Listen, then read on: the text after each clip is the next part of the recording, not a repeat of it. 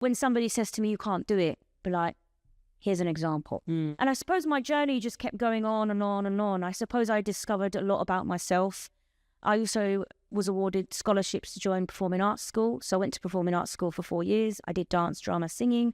I performed in shows, whether it's dance shows, performances, so on and so forth.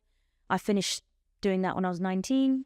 And then hang on, one question here. It's just like you're talking and it's come in my mind.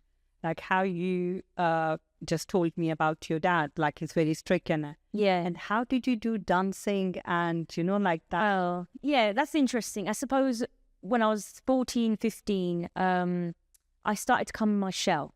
I was year 9. I started to come into my shell and I did my first ever show. And I think my dad came and saw it and then he realised that actually I have a lot more to offer.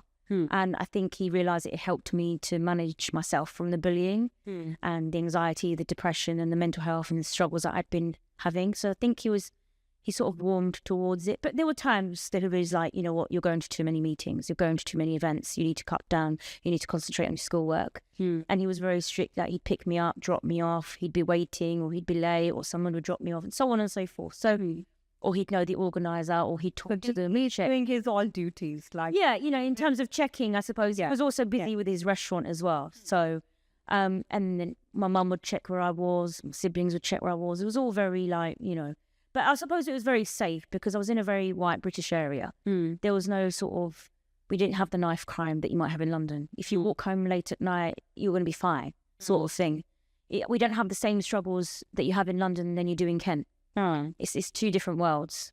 So because it's in rural area, it's like a village type place. Everybody's sort of generally amicable, unless you have racist people. But yeah, as I was saying, so I suppose I started doing things nationally, representing young people over the country, and then I started doing things European level and so on and so forth. I then suppose I went to university.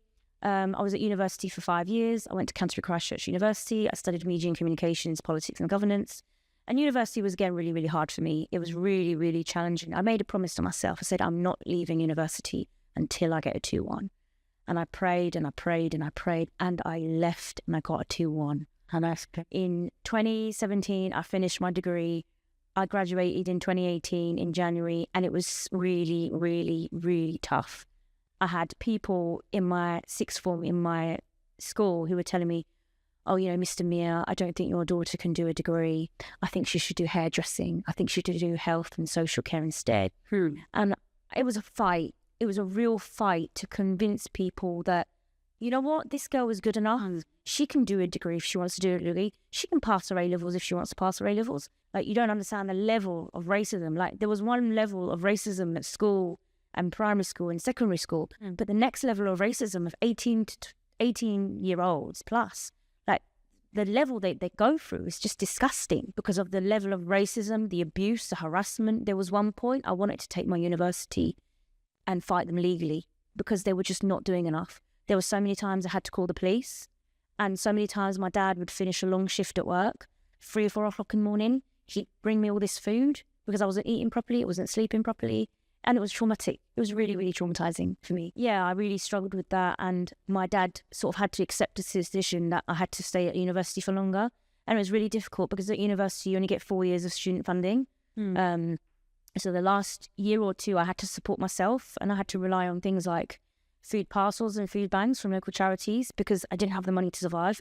If I have to leave this earth and go to my grave on the day of judgment, one of the first things I'm going to comment on is how my father was treated and the injustices that we faced as a family, as British Bangladeshis and Muslims, and how many more families have faced so much injustice for their families, not being able to see them, not being able to speak to them, being treated like crap, having discrimination, having racism, having all this stress, having medical negligence.